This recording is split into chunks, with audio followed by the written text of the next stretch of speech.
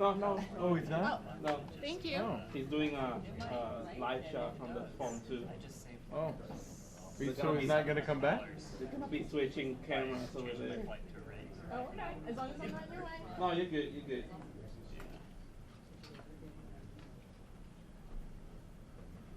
But I'm also supposed to be.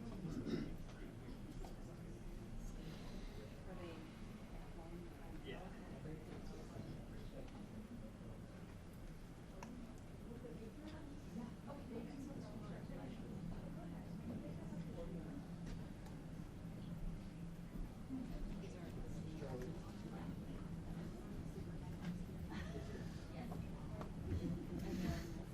When you talk to HR. Yes.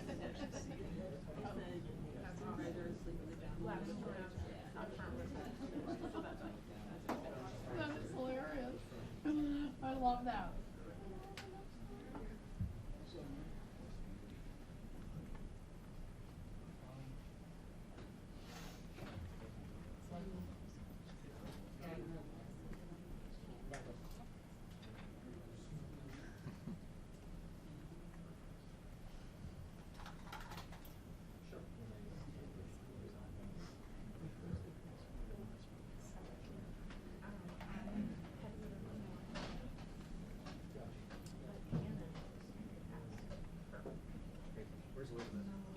Right here. I heard it. Oh, okay. I heard it. I texted you. I'm not. Yeah. I can show you that. If you're allowed to. No. We have not been keeping. We just asked Hannah to sit at the desk over, to keep proper distance. No, we did not attempt to keep her. We just told her to sit at the desk. Sophie, Had to go and ask, didn't I? I didn't ask. It just got in my ear. I'm not here. You didn't have Hannah's bags? I'm not in the office. I work in our office. I'm not here. I was told the story after. Very. This is exaggerated.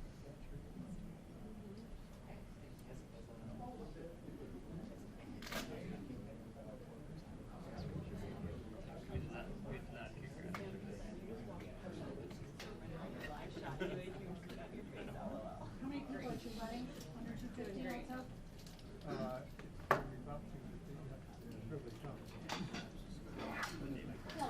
So how do you want it? You want me to Hey, Calvin. You heard anything? Encouraging proper.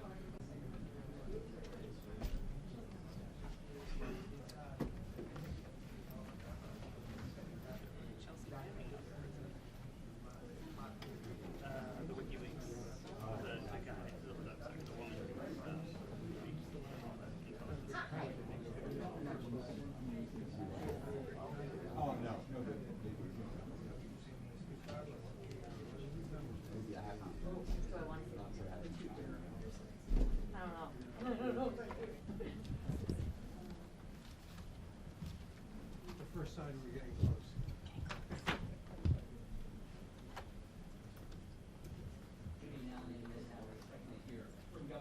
Got it in person.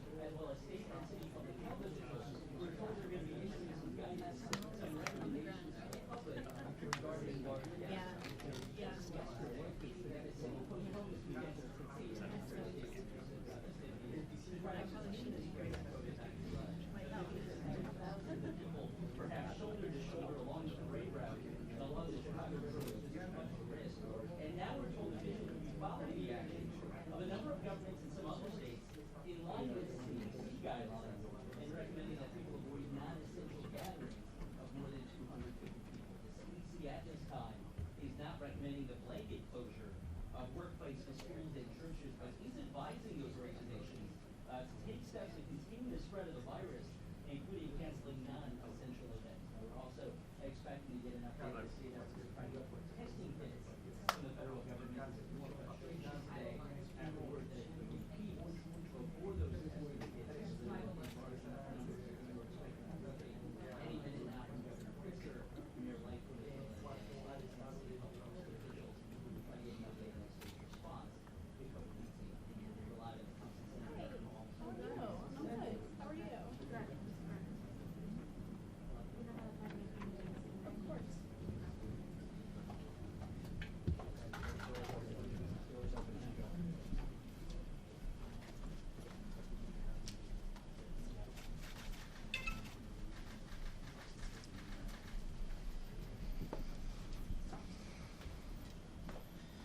Well, good evening, and thank you for joining us. I've asked our news stations to take this press conference live because it's important that we have an opportunity to speak directly to the people of Illinois at this moment. I want to begin tonight by announcing new guidance regarding community, social, and sporting events in the state of Illinois. I've spoken with the owners of all of our major sports teams, and I've asked them to cancel all of their games or play without spectators until May 1st. All of the owners that I spoke with told me that they completely understood and were more than willing to comply with this guidance. I want to thank them for putting the health and safety of the residents of our state above all else. These are not easy decisions to make in business, but every single one of our team owners indicated to me that they care only about doing what is right for the fans and the families of our state. Additionally, I'm asking that all community events that organizers expect will attract 250 or more people be canceled or postponed until May 1st.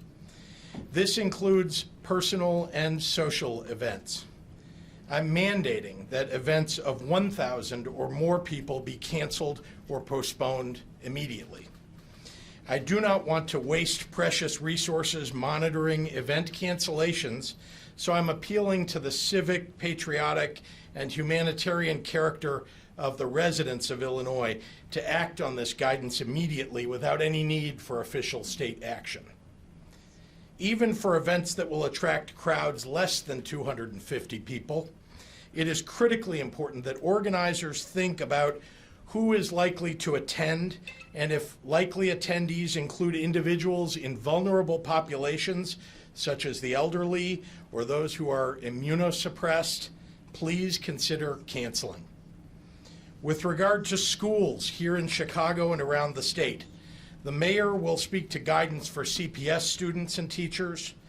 We are not closing our schools, but we are monitoring the situation on a day-to-day basis. The Illinois State Board of Education is working with school districts around the state to make sure that they are following guidance and policies. I recognize that every school district is a little bit different, and I encourage school administrators and faculty to make responsible decisions guided by recommendations from the CDC, from IDPH, and from our state governor's office.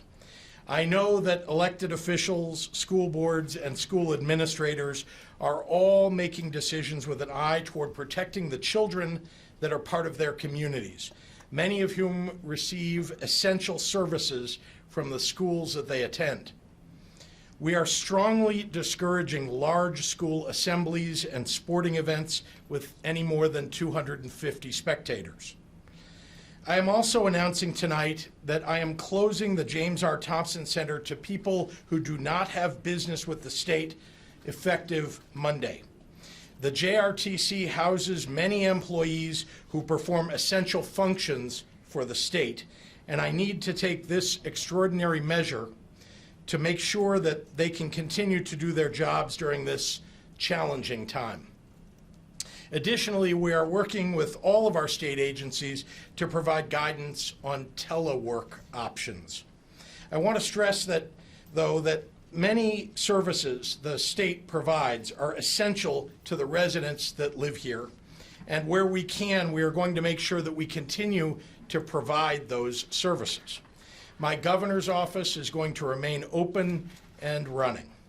We know how important it is that Illinoisans be able to rely on the governor's office to answer calls, to troubleshoot problems, to share information and guidance, and continue to work with our healthcare providers and partners around the state to provide assistance and resources where needed.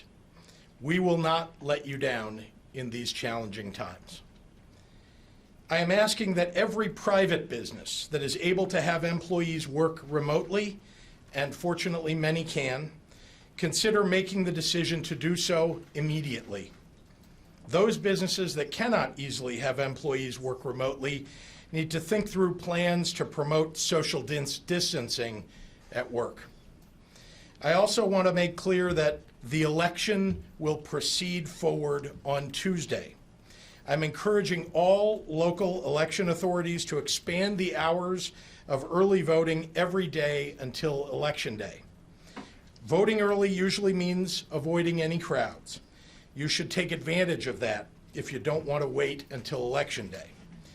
If you would like to vote by mail but have not applied for a ballot, you can fill out and submit a ballot application in person at their clerk's office or early voting location, even after the online deadline today.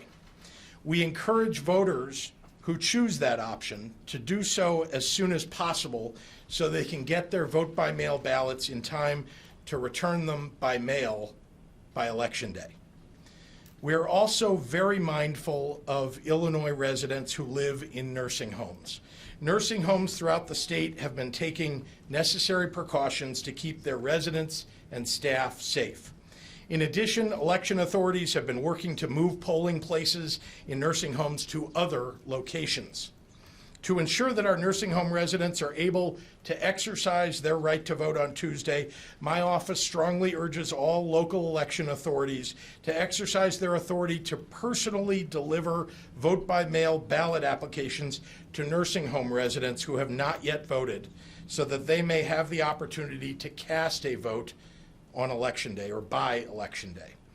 For those of you who plan to vote on Election Day, please know that local clerks and boards of election are working diligently to ensure that polls operate smoothly and safely. The Illinois Department of Public Health issued a guidance specifically for polling places to make sure that election judges, volunteers, and voters are healthy and safe.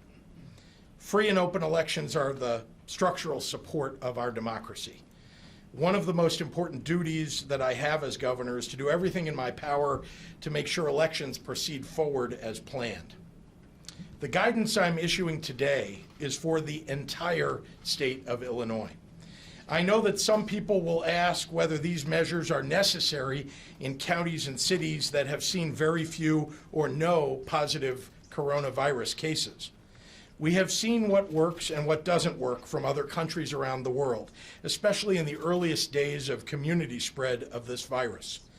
Don't be fooled into thinking that your community is immune. It is not. I'm not going to hesitate to take the most aggressive measures possible to protect the people of our state. Finally, I want to make an appeal directly to the press and to our public and our private institutions around the state. Please, please, do not report on, act on unconfirmed reports that may be grinding the rumor mill. The work involved in issuing clear and direct guidelines on a day-to-day basis, when new information comes in literally by the minute, is time-consuming and requires consultation with many stakeholders and partners. We are committed to getting it right every step of the way. We established these daily briefings so that the press and the public could get clear and reliable information directly from us. I wish I could tell you that going about your everyday lives with no adjustments was the best course of action right now. It is not, and I owe you honesty. We need to reduce social contact in order to try and control the spread of the virus and prevent our medical infrastructure from dealing with too many cases at one time. We all have responsibilities to the most vulnerable among us, and that means making sacrifices in the immediate term. We also have responsibilities to the healthcare workers and first responders who rush into danger for us every day. If we can do something to make their jobs easier, we owe it to them to do it. I know that for so many people, these sacrifices are difficult. I know that people's lives and livelihoods are going to be affected in the coming weeks. This state has an incredible group of civic-minded communities and leaders. I am asking all of you to find a way to ask your neighbors and your friends and your family to help. I'm appealing to your creativity and your generosity and the deep empathy that runs through every corner of this state, find a way to be a helper. It's easy to be overwhelmed by all the news coming at you right now, but the people of this state are an audacious and fearless bunch. Our public institutions are among the best in the country. We have the knowledge, the resources, and the talented people to deal with each new challenge that comes our way. A few weeks ago, I gave a State of the State address, and I told you that when you want to solve problems, you focus on the next important thing that needs to get done. That is what all of us are doing. That is what we will continue to do. And that is what you can do too. And together we'll find a way to the other side. I'd like to bring up the mayor of the city of Chicago, Lori Lightfoot. Thank you, Governor. Good evening, and thank Governor Pritzker for his remarks and for his continued leadership and partnership as we all navigate this very challenging time. And let me also acknowledge Cook County Board President Tony Preckwinkle, Dr. Allison Arwady, Commissioner of Chicago Public Health, Dr. Janice Jackson, CEO of Chicago Public Schools, Dr. Ngozi Ezike, Director of the Illinois Department of Public Health, and all the public health experts and city and state officials who are here today. As you're aware, our country is seeing a rise in the number of lab-confirmed cases of COVID-19. Our national case count trajectory looks similar to that of other countries, and Dr. Arwady will go into specifics around that. While evidence shows a low level of community transmission in the Chicagoland area, this is not a time to take chances. Choices must be made using facts, science, and concern for the most vulnerable among us. As mayor, I have an obligation to act with full transparency, to always be honest and forthright with our residents. And let me be as clear as possible. Every decision that I have made and every decision that I will make pertaining to COVID-19 is steered by data, public health guidance, and medical professionals.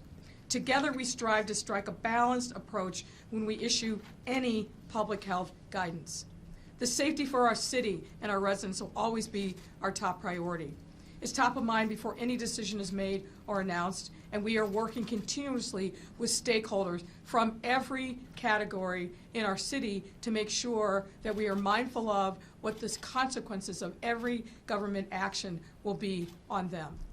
Today, the city is also issuing new guidance, which is rooted in data and designed to prevent the spread of COVID-19.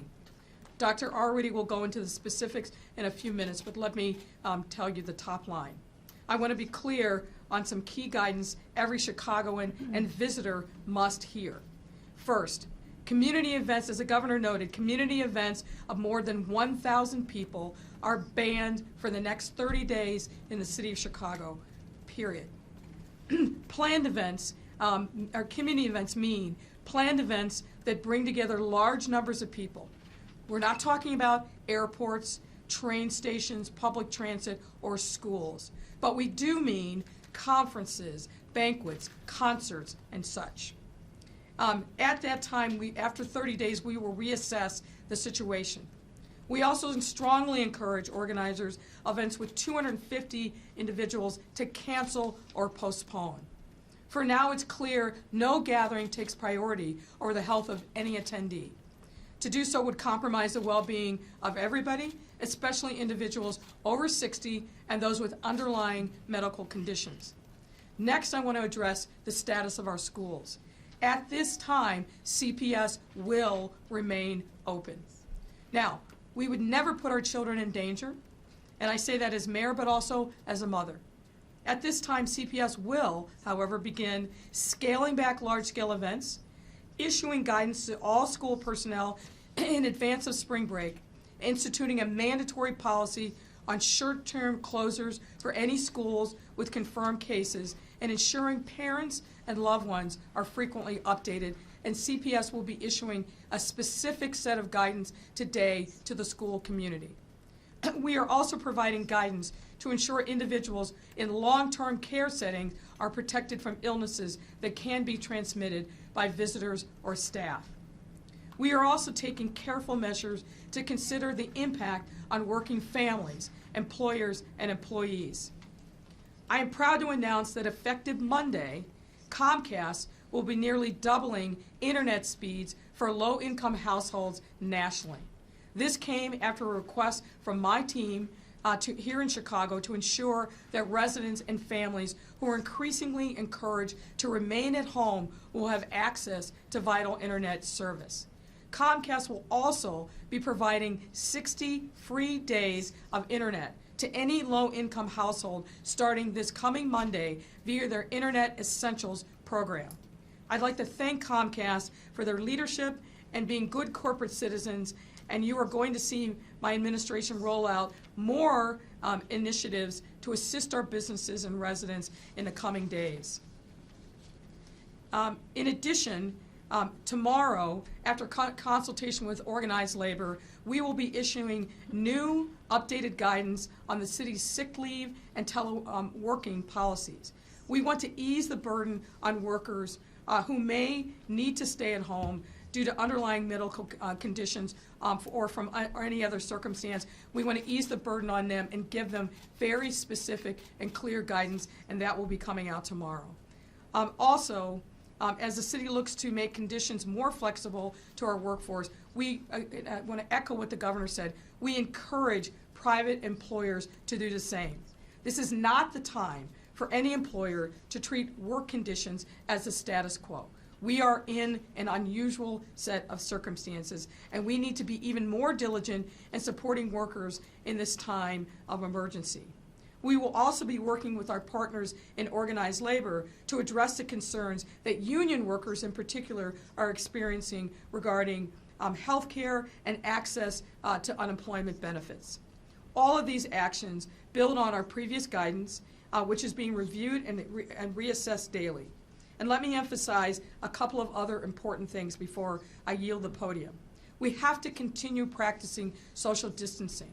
And if you do not feel well, for God's sake, stay home. All individuals, regardless of socioeconomic or immigration status, should seek treatment without fear. I just gave this guidance today to my 91-year-old mother, and it applies to everyone else. If you are under the weather, if you are over 60, if you have an underlying medical condition, please stay home. And all of us must exercise simply good judgment and common sense. The health of others is dependent upon common sense decisions that we make today, the decisions each of us makes. Now, I know that this is a time of difficulty and a time of uncertainty for some, and that makes for some concern and anxiety. But I want to reassure everyone in the city of Chicago, and I know the governor shares this with respect to the state of Illinois. We are a city that is well prepared. We are a state and a county that is well prepared to address this continuing crisis regarding coronavirus. We are cooperating on a daily basis, all of our teams and the principals, and we will continue to be transparent with the public and make sure that we are providing information as it becomes available to us. And I want to also echo some of the things that the governor said about what we should be doing in this time. We need to make sure that we are being good neighbors. We need to make sure that we are looking out for each other, particularly people that we know on our block, in our neighborhood, in our network, who are vulnerable and maybe need an additional hand. Please make sure that we are watching out for each other. Take care of yourselves, have a family plan, and make sure that you're checking in on your neighbors. And in the meantime, we will continue these regular updates. For City of Chicago, the most accurate place to get real-time information remains chicago.gov/coronavirus. That is a website that is maintained by the Department of Public Health. It is updated at least once daily, if not more so, and that is a great source of information. At this time, I want to welcome Cook County Board President Tony Preckwinkle to the podium. President Preckwinkle. Good afternoon. Good afternoon. Thank you, Governor Pritzker, Mayor Lightfoot. I want to thank Dr. Terry Mason, the head of the Cook County Department of Public Health, for joining us as well. These are surely challenging times. we must balance continuing the functions of government while also ensuring, to the best of our abilities, all county residents are safe and remain safe and secure. With this in mind, today I issued multiple executive orders that will require and include the following. Meetings of the various boards, commissions, and advisory boards created by Cook County ordinance or resolution will be canceled to the extent possible in the months of March and April. If cancellation is not possible, the meeting agendas should be limited to matters that require immediate action by the relevant board, commission, or advisory body. All committee and subcommittee meetings of the Cook County Board of Commissioners, except the Finance Committee, will be canceled for the month of March. The March 26th Cook County Board of Commissioner meeting and its agenda will proceed but be limited in scope. Public access to the boardroom will be also restricted. Also, regarding county employees, all work travel or conferences, seminars, lobbying, etc., will be prohibited through May 1st. Look, it's understandable to be feeling pretty overwhelmed right now. But as we follow the recommendations of our medical professionals, we should not let fear impact our ability to carry out our basic civic duties and general operations. And that goes for the general public as well. So let's keep in mind, Tuesday is Election Day. Our Cook County Clerk and the Chicago Board of Elections teams are working very hard to ensure that polling places are clean, safe, and secure.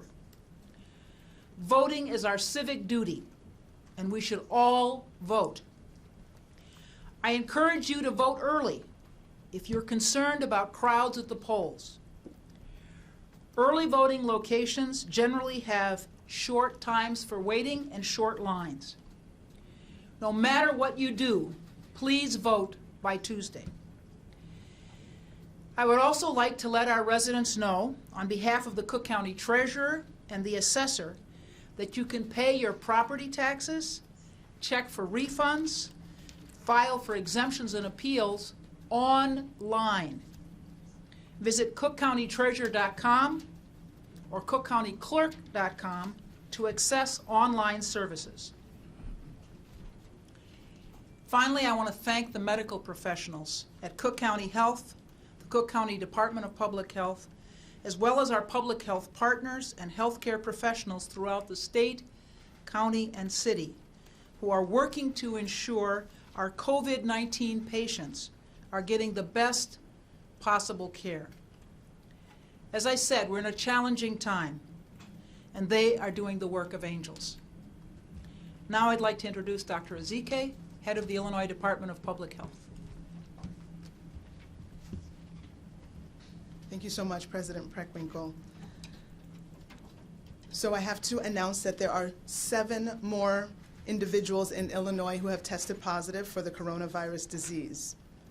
There are 2 additional cases in Chicago, a woman in her 40s, and a child.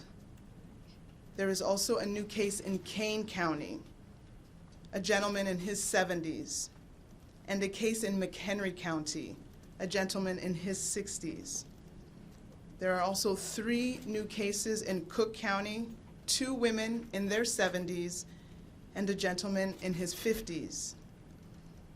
We are investigating the travel history of these individuals, any potential contacts with known COVID cases. Public health officials from their respective jurisdictions will identify and contact all people who are considered close contacts of these identified cases. While older adults appear to be suffering more severe illness, the young child in Chicago is a reminder that anyone can be infected with this virus. Again, each new case involves monitoring and following up with the individual so that we can ensure that they receive the health care that they need. But it also means from that one case that dozens, if not hundreds, of additional close contacts will need to be identified, contacted, and have their information gathered and be monitored. I understand that there is a high demand for information and we want to provide as much information as possible, but our top priority remains actually investigating the cases, as well as protecting each of these patients' confidentiality. Other states with increased cases, Washington, New York, California, they are all focused on their investigative efforts. And sometimes we can put out the number of cases and maybe the county that they reside in. Others do give the age range. We try to give the age range. But the important thing is that we want to focus on curing and caring for the cases and diligently working to identify other cases. We want to quickly notify people who would have come in contact with those cases so we can begin monitoring them for symptoms. Reports of suspected cases are inevitable, especially when we see more spread. But we do want to assure people that we are sharing the information as soon as we can. Approximately a third of our cases here in Illinois are travel associated. About half are related to a contact with a COVID-19 case. And the remaining cases are not as clear and could be the result of community spread. While the vast majority of cases are recovering, we have about 95% in isolation, either at home or in the hospital. At this time, there are no deaths associated with COVID-19 in Illinois. So while you may not have a case in your community now, we anticipate that there will be.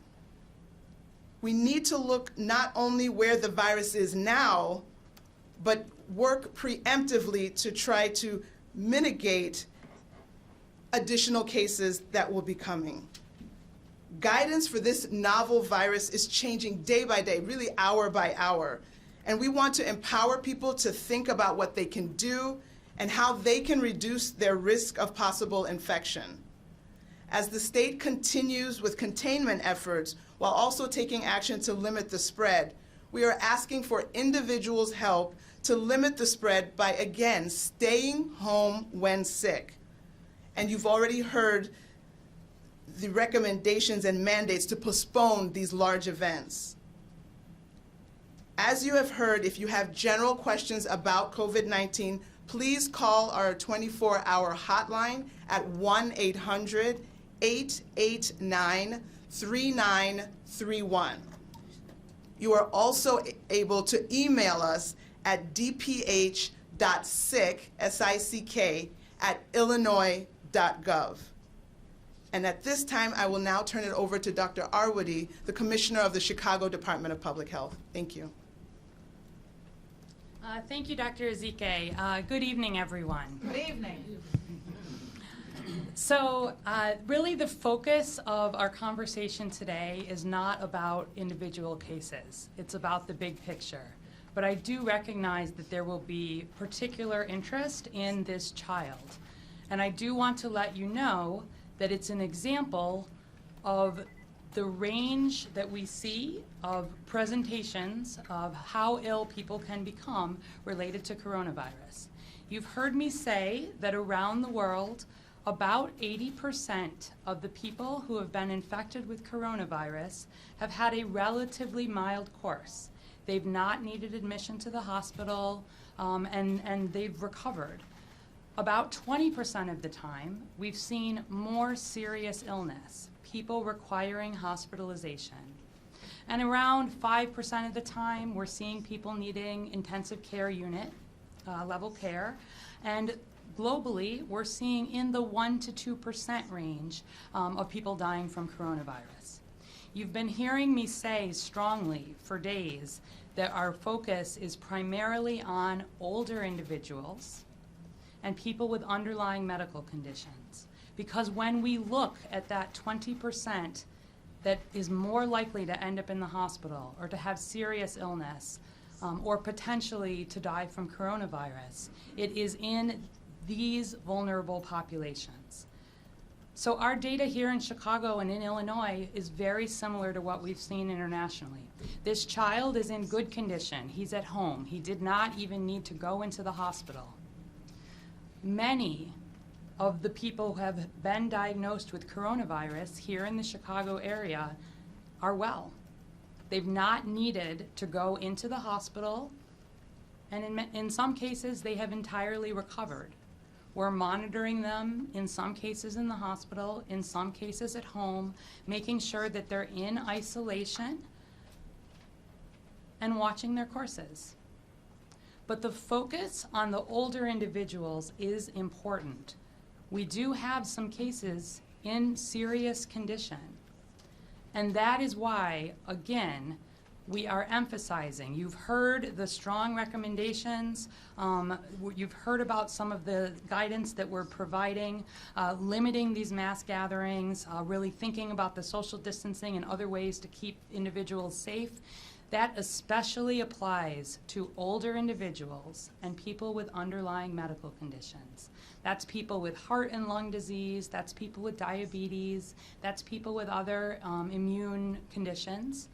And that's just because we're more worried that if they were likely to get coronavirus, they could have a more serious course. I also want to let you know that we are using data, local data, to make these decisions. We're looking at the recommendations from CDC, we're looking at what's happening around the state, and we're looking at what's happening in the city. And there are a couple of things that have made us know that now is the time for people to be taking these recommendations seriously. We don't want to wait to when we have hundreds of cases or thousands of cases. At a time where we're talking in the dozens of cases, now is the time to make these stronger recommendations and guidance like you heard. I do want to let you know we will be posting on the website chicago.gov/coronavirus a few examples of some of the data that we've been using as we make these decisions. We're looking at patterns of disease here locally, but also, frankly, what we're seeing nationally and how it compares to what we're seeing internationally. So it was notable this last weekend when we had the first case that we really in Chicago said, this looks to be community transmission, meaning not in someone who had traveled to an area with widespread transmission, not in somebody off a cruise ship, not in somebody who was the contact of a confirmed case. It was the first time that we detected coronavirus in someone who had not left the region, and we've started to detect some more of those individuals. So that was number one. Number two, when we're thinking about really making these decisions, has to do with the rate of increase of the cases that we're seeing. Not so much the numbers, and we'll put some more information online for folks who are interested to learn about how our public health scientists really make these decisions. But when we're seeing a doubling of cases within 2 days, even when the numbers remain low, in our planning, that is another trigger. You've heard me talk all along about how our response is built on plans and preparedness. As recently as last summer, we talked in great detail. We exercised about a virus that emerged in China with the early cases seen in Chicago. And we talked through what we would do at each stage, the containment phase, which is where we still are working hard, working to find every case, working to identify people who are at risk, really making sure that we're doing everything that we can on an individual level to contain that disease. But in our planning, when we start to see even the beginnings of community transmission, and when we start to see this increase rise, we do not wait to see very large numbers. Across the U.S., the rate of increase has also been significant and rapid in recent days. And I'll encourage you again to visit the website where we've been looking at how that rate does match the rise of cases that we've seen in some other countries. We're certainly looking at Italy, but we're looking at other countries in Europe, and we're comparing that rise to some of what we've seen in countries that have been aggressive about putting some of these community mitigation strategies. That's the term we use for the strategies that help limit a lot of close interpersonal contact. I'll remind you that the way this virus is transmitted is not in the air, walking through an open room, potentially passing by someone who may have coronavirus. This is not spread like measles. This is spread primarily through droplets. When people are coughing and they're sneezing, these infected droplets leave their mouth. If they cover their mouth with their hand and then they're shaking somebody else's hand, there's the potential for the virus to get onto that person's hand. And then if that second person is touching their eyes, their nose, their mouth with unwashed hands, there's the potential for the virus to get into the body. It's the same way that we think about influenza and we think about common colds being spread. And so when we're giving this guidance about things like washing your hands, we're serious about it. When we give guidance about things like staying home when you're sick, we are very serious about it. I do not want to hear about people thinking their work is too important and they can't stay home when they're sick, or that they have to, go on a trip, or that their particular contribution to the world does not allow them to stay home when they're sick. For everybody in Chicago and Illinois, if you're having symptoms, we need you to stay home. So we'll post some of this guidance, we'll post some of the details of the science, and we'll be sharing, as the mayor said, some more details about the specific guidance for individual groups. I want to tell you quickly a personal story. Some of you know that I worked previously for the Centers for Disease Control and Prevention. I was in something called the Epidemic Intelligence Service, which is a training program that the CDC runs to train physicians and veterinarians and public health professionals in the science of responding to outbreaks. And I had the chance to work on some international outbreaks. Early on in the large Ebola outbreak in Liberia, I was on the ground. And I'll tell you, one of the most jarring things for me initially was that the whole country had stopped shaking hands. There was enough concern for potential transmission of Ebola, which has a much higher fatality rate, to be clear. About 1 in 2 people with Ebola potentially die, as opposed to 1 in 100 for coronavirus. But the country was taking it seriously, and nobody was shaking hands. They were elbow bumping, they were waving, they were bowing, but they weren't shaking hands. And I know it can feel hard to say, what should I do with this information? How should I be taking this in as an individual here in Chicago? I ask you to be guided by the science and by the recommendations that we're giving. It's not a time for panic. It's a time for planning and a time for taking the guidance seriously. Things like not shaking hands will make this clear. So I would ask all of you, as a very practical thing, stop doing that. Think instead about washing your hands more. Think about those who are vulnerable in and around your community and what you may need to do to help support them. Look to the websites. We are keeping them up to date with all kinds of guidance for vulnerable populations, for businesses, for schools, for workplaces, for certainly our nursing homes and our healthcare facilities where we're doing diligent work over time. So I won't, for the sake of time, go into more details about what's happening in the city of Chicago, but suffice it to say that the recommendations are largely what have already been on our website. There are things around teleworking, there are things around putting some of that social distancing in place, but the time is now for all of us to take this guidance and turn it into action. I thank the leadership of the city, the county, and the state for allowing science to guide our decisions and for making sure that we are as prepared as we can be. We need everybody to do their part, and together we will work as hard as we can to make sure that our response to coronavirus is as strong as it can be. Thank you. I'll now turn it back to Governor Pritzker. Thank you, Dr. Arwady. I just want to make the comment to all of you that I know personally that the leaders that stand behind me have been working day and night, nearly 24/7, to protect the people of Illinois, and I'm really proud to say that that work continues. All of us are unabated in that effort. Our agencies, our agency heads, and mainly I should call out the people who kind of work in the bowels of the organizations that these folks run.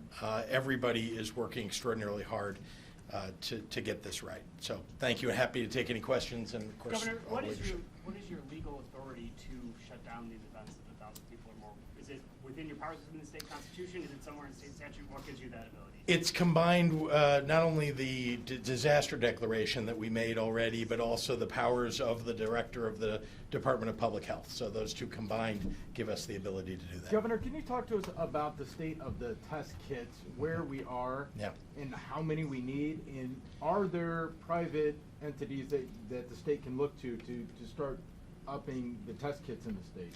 Yeah, I'm glad you asked, because this is something of grave concern to me and to all of us. Let me start with just differentiating for you as you report on it. Test kits from tests. Test kits have multiple tests associated with them, and then there are just the individual tests. How many people can you test? How many times can you test specimens? And so we have had not enough tests. I mean, just period. And there still are not enough tests. And so we've had to be careful about screening people for all kinds of other things before we get to the point where we say, okay, you've got all the symptoms associated with coronavirus and you're not testing positive for these other things, we're going to test you for coronavirus. Remember, some of the symptoms are the same as other flu, for example. So that's number one. Number two, we have been banging the drum to have the federal government step up. They have given us more tests, a few thousand more tests, but as you know, we are testing people very regularly now as we're identifying people as, this has become more widespread, or the understanding of it's more widespread. And so we will, we still have a very limited number of tests overall. When will we get more? Well, let me start with the mistake that was made early on by the federal government was shutting down the great research institutions like the ones we have here in Illinois, our hospitals, our researchers, and saying, no, we've got this. Don't develop tests on your own. We're not going to approve tests that you develop. So here we are. There aren't enough tests, and yet we have the capability in our private institutions, in our public institutions of health, the universities, for example, medical centers, to develop those tests. Finally, the CDC gave those institutions permission to develop those tests because I think they just realized they're not going to get there. So we have institutions in Illinois that are developing those tests and are seeking rapid approval from the FDA in order to use those. That's still not going to cover everything we need. Now, the mistake, again, that was made early on was not made by the WHO, not made in Korea, and they are testing tens of thousands, hundreds of thousands of people. We are testing thousands in the United States. So I believe that we will have more tests available over the next 2 weeks. You asked about private labs, I think. The federal government has been telling me for, I think, a week and a half to 2 weeks that we would have millions of tests available. I think you've heard people say that on national television. I was expecting, because I was told by Vice President Pence, that one of those major lab companies would have those tests available last Friday. They didn't. And then Monday, the other major lab test company in the United States would have millions of tests available. They don't. So we're still waiting. I'm hoping that we're going to see a breakthrough soon. I know they're all working on it, but we don't have the tests yet. Governor, So does that mean we have 3,000 tests? I believe your children might go to the school, Francis Parker, or maybe they did at some point. So what message do you have for parents who are really worried, who just don't want to listen to the CPS schools are open, who might just want to keep their kids home? Well, you've got to make decisions for your own family. There's no doubt about that. But I would say that remember the guidance that's being given by experts is large gatherings should be prohibited. And so we've done that. We've suggested to schools all across the state, we've told them not to have major assemblies of their students. It's okay to be in a classroom, we're told, of 25 or 30 people. It's okay to be in a sporting event where there aren't 250 people there. I'm sure the doctors behind me will give more detailed guidance to you, but suffice to say, I think families need to make decisions for themselves, but they should also trust that we're giving the best guidance that exists in the United States here to our schools. Churches with more than 1,000 members who attend church or mass, are they going to have to limit congregations? They are. Yes, they are. They will not be allowed to. They will not be allowed to host those gatherings of over 1,000. I realize that's a hardship. Perhaps they can have multiple services and cut the number down per service. But yes, that's what we're telling people. What about stages, concerts, entertainment venues where they have fewer than 1,000 but more than 250? Do they have to close it, or is that just a recommendation? Look, we're giving guidance to the people all across the state of Illinois that, you know, if you're in a vulnerable population, you shouldn't be attending these big events anyway, number one. Number two, that we're suggesting and in fact providing guidance, as the CDC has, that events over 250 should be canceled. But we are also saying that we will break up events of more than 1,000 people, that we will take the authority that we have to make sure that those events are not taking place. It's wrong. I mean, people should know better. I think the people attending, if they see that there are more than 1,000 people attending, people organizing who think there are going to be more than 1,000 people attending, should be telling the organizers and the leaders not to do it. But local authorities have the ability, and we have the ability to tell them to shut it down. Yes, sorry, Mayor wants to also answer that question. What I should also say is that here in Chicago, we've been working with a lot of folks in the entertainment industry, from the theaters to the concert venues and so forth. So they've been brought along on this journey about the specific guidance that we're issuing today. And as the governor intimated with the sports teams, universally, everyone that we have been talking to about the necessity of this, the science behind it, what the data is, we've got an overwhelming positive response. So I think that people recognize this is an unusual time, and it's time for them to step up. We recognize that there are going to be economic consequences, and as I said in my prepared remarks, we're working to make sure that we are mitigating those consequences for the workers. But this is a time where we have an opportunity to bend the curve and the arc of this virus in a different direction, and I think people understand and appreciate why we're doing this and why we're making these suggestions. Mayor, talk for a second about the situation with the elections. Are you having problems getting polling places? And do you have any concern that election judges, they won't see 250 people at one time, but through the course of the day, you can easily have 250 people come up? So here's what we're doing. The mayor's office is heavily involved with this Chicago Board of Elections. We are providing additional resources and personnel support now, but also on election day. We are calling through and confirming with every polling place as to whether or not they are still open and available. We are working through one of our departments to work with CPS, fire department, to find alternative locations in any area in which there has been cancellations. We are also going to be doing the same thing and issuing an all call for additional volunteers. As you may know, some of the people that regularly volunteer as election judges are seniors. We're seeing them choose to opt out, which is, of course, is their right. But I feel very confident that we will have the resources in terms of the polling places, but also the election judges, to make sure that the election goes forward in the way that you would expect. And in addition, we're making sure that we've got a lot of sanitation devices, liquid at the polling places. They are wiping down the machines after every person votes. So I think we've got a good, robust plan in place, but we are, as the mayor's office, backstopping the work of the Chicago Board of Elections to make sure we get it done. Mayor, why thought to doing anything different with the CTA? I know New York has thought about shutting transit desks? Yeah, we are not there yet, and I certainly invite Dr. Arwady to talk about this. The schools in the CTA are something that we think about every single day, and it may evolve, but right now, we don't see any reason or rationale for us to shut down public transit in the city of Chicago. The CTA is also taking additional measures to make sure buses and train cars are clean.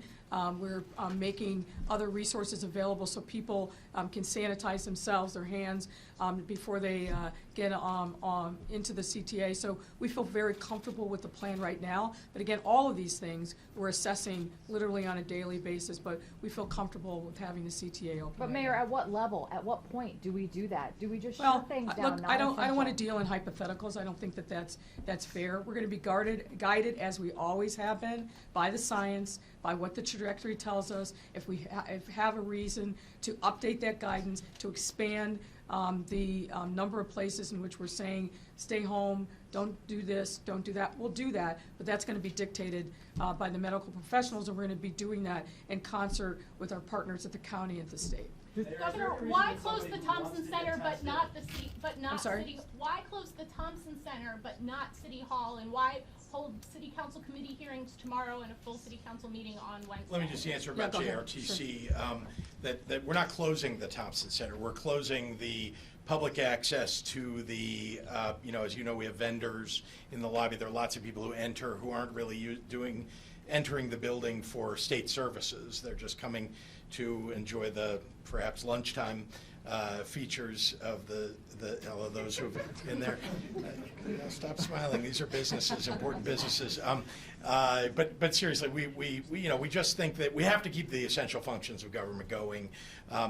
We have the office situation here is such that people can social distance themselves, and we're encouraging that, of course. But they can still do their jobs while doing that, and we don't need to invite, lots of people. You've seen that sometimes we get big crowds in the lobby, so we're not having events in the lobby of the Thompson Center. Yes, people, and that's correct, yeah. And we've tried to move things a little bit to avoid crowds. Just one example is, I think you may have seen today that we allowed, that I, by order, allowed people who are submitting cannabis licenses. Last time we had a day like that, everybody showed up all at once. It was hundreds of people.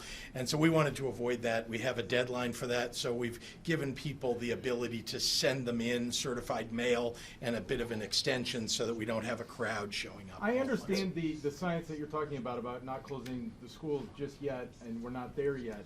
You do have spring break coming up, which will have students and teachers, staff out of that school for a week, something parents have already planned in advance for. Is there any consideration of taking either the week before or after to give it that 14 days? No, we're not there yet. We're not, I'm sorry. No, we obviously we're thinking about not just today or tomorrow, but the long-term trajectory of what we're seeing as the kind of ramp up and spread of the virus. We're not there yet with schools, and we may not ever get there.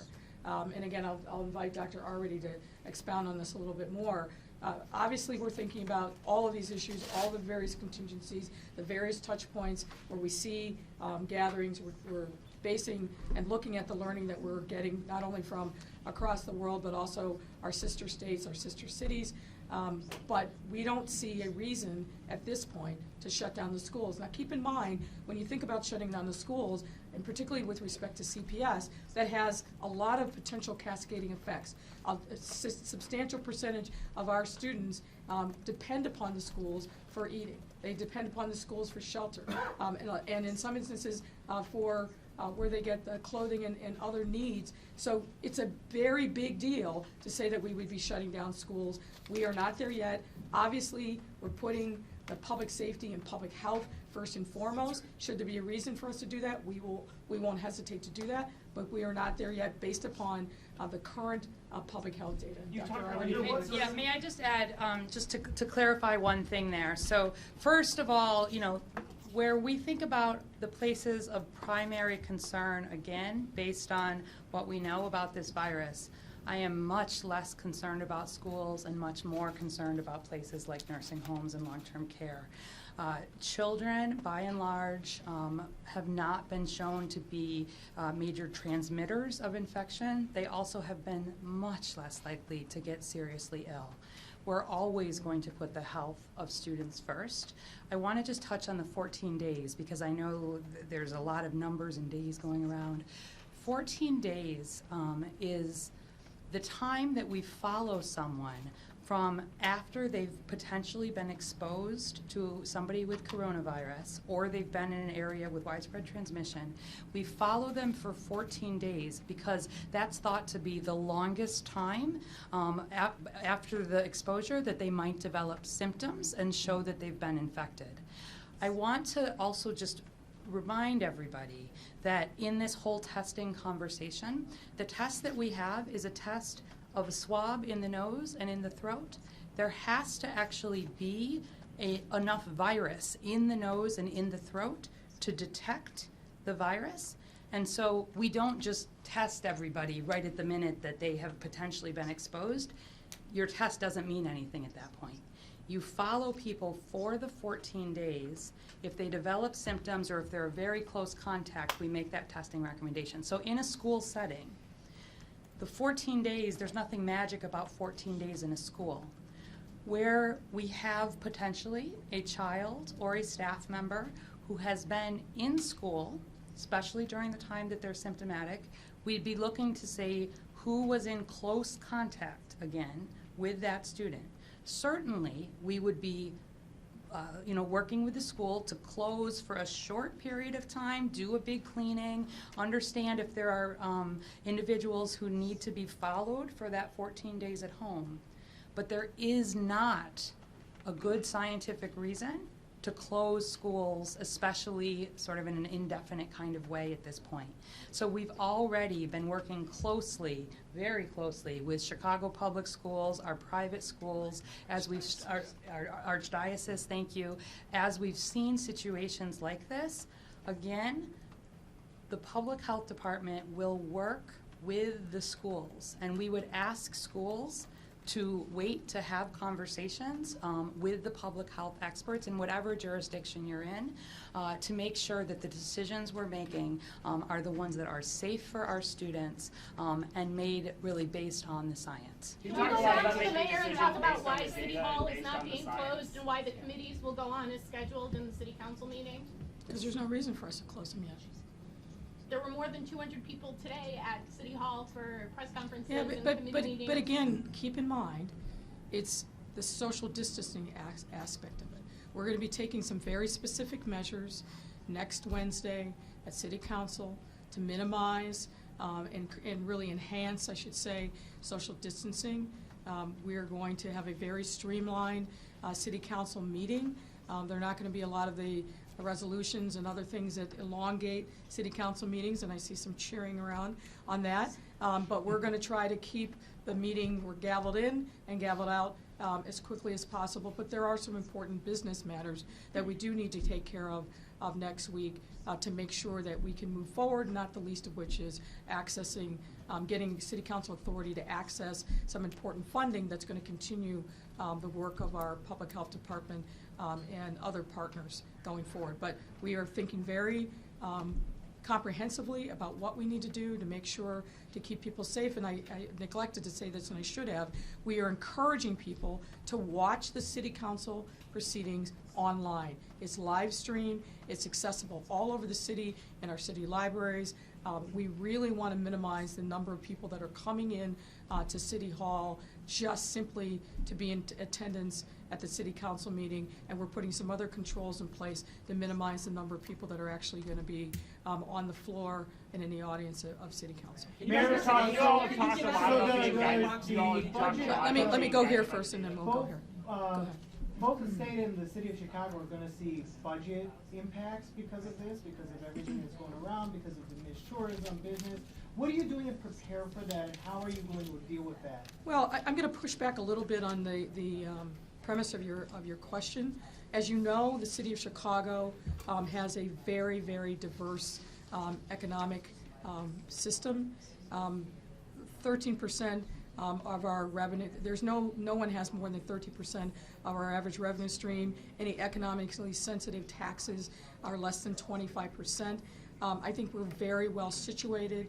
We obviously did modeling and thinking about the potential for an economic downturn, but the bottom line is it's too early for us to measure the entirety of the impacts, but we feel very comfortable that where we are, both as an economy writ large, but also in terms of revenue sources for the city of Chicago. You all have talked a lot about being guided by Go the ahead. data. Right here. Give us an age or approximate age for the child patient, and is he a I don't know if we CPS want to say that or not. Is it under 18 or under 10? Were they in school?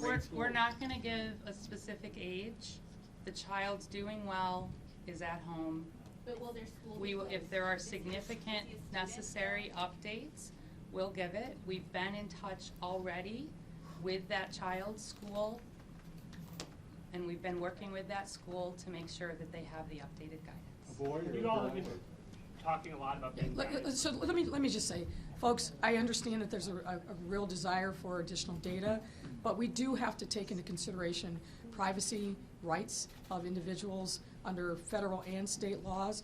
We have, I think, shown you that we will give as much information as we possibly can, but particularly when it deals with children, we have to be very careful. We've given you as much information as we feel comfortable giving at this time. You all have talked a lot about being guided by the data. What in the data tells you that you should mandate events of 1,000 people or more be canceled, but only recommend that events of 250 or more be canceled? So yeah, that's a very good question. We've been looking at data that really lets us predict the likelihood that someone with coronavirus would be at a given size event. There's been modeling of that at a national level. We've looked at that similarly at a local level. And so that's where we've been able to say, this 1,000 mark really sets a point where there might be a 1% risk, for example, that you could have someone there with coronavirus.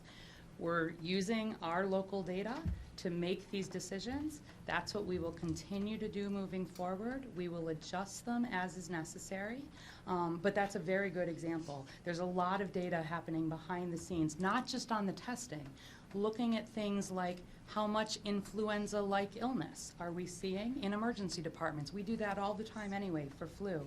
So we're looking at that. It gives us a sense of what's happening in the area and across the state. And we're looking and comparing that to what we see around the country and the world. I would just add one thing that on top of the data, we are fortunate here in Illinois to have some of the world's experts in epidemiology. We have some of the great medical research institutions in the world. And so I've been in touch, and I know the mayor has as well, with those resources to get their best judgment. Look, you all have to remember, this didn't exist, as far as we know, before November, or at least none of us knew it. And the research about it only really began in earnest in the months after that, and now, of course, it's on everybody's mind. So we've got the best minds on it. We're listening to them, and as they work the data and they come up with answers, we are bringing those to bear on the policies that we're effectuating. Governor, are there any restrictions on cruise passengers coming back to Illinois, and are you considering any other travel restrictions going forward? There are cruise passengers that we know of that were that have been on other cruises that have been identified by the CDC, by the federal government. They are in quarantine now. As you know, there are a number of people who came off of cruise ships that are at bases or other places, in a 14-day self-imposed isolation. And so those are the ones that I'm aware of. The ones that are back in Illinois, we've had a couple of cases of people that we became aware when they were discovered, when they came forward, rather, and they were tested, and where the investigation began, they were on a cruise ship or one or another of these cruise ships. So that's how we know about the cruise ship passengers. This is the last circumstances question. would somebody be denied a test if they so wanted? I asked because we've been contacted by people who said they wanted to get the test, they felt they had need for exposure, but didn't meet certain criteria. Well, let me remind you that the President of the United States said anybody who needs a test can get a test. That was not true. It still is not true. We do not have enough tests. I want to make sure that we get enough tests so that people who want to get a test can get a test. Right now, we have to make sure that we're focusing the number of tests that we have today on the people that we know are exhibiting symptoms and have gone through the battery of other tests to determine they don't have flu, for example, or something else. So that's where we're focusing our efforts. Thank you, everyone. Thanks, everybody. Thank you. Hey, Jordan. Yeah. Can I check? Sorry, sir.